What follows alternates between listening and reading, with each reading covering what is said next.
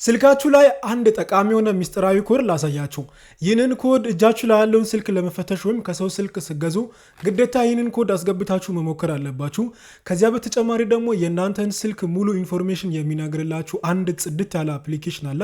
እዚህ ጋር እንደምታዩት ስለ ስልኩ ሁሉንም ነገር ይነግራችኋል። ከእናንተ የሚጠብቀው እያንዳንዱን እየነካችሁ እዚህ ጋር እንደምታዩት ቼክ ማድረግ ትችላላችሁ።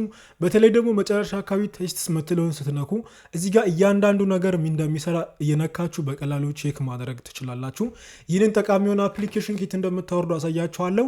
ከዚያ በፊት ይህንን ቪዲዮ ላይክ፣ ሼር፣ ኮፒ ሊንክ እና ሪፖስት ማድረጋችሁን አትርሱ። እንደዚህ አይነት ጠቃሚ የሆነ ቪዲዮዎች እንዲደርሳችሁ ደግሞ እዚች ጋር የፕላስ ምልክቷን በመንካት ቤተሰብ መሆን ትችላላችሁ። ይህንን አፕሊኬሽን ለማውረድ ከእናንተ የሚጠበቀው ወደ ፕሌይ ስቶር ትሄዱና ሰርች ማድረጊያው ላይ ኢትዮ አፕስ ብላችሁ የኛውን አፕሊኬሽን ስልካችሁ ላይ ኢንስታል ታደርጋላችሁ። እኔ ኢንስታል ስላደረግኩ ኦፕን ይለኛል።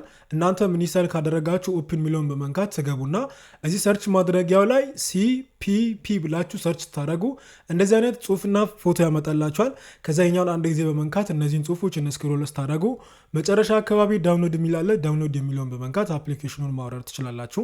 ከዛ በተጨማሪ ደግሞ ቅድም ያልኳችሁ ኮድ ወደ ስልካችሁ መደወያ ትሄዱና ኮከብ መሰላል 12580 ኮከብ 369 መሰላል ስትሉ እዚህ ጋር አርኤፍ የምትለው ጋር እዚህ ጋር እንደምታዩት የኔ ስልክ 20210508 ይላል።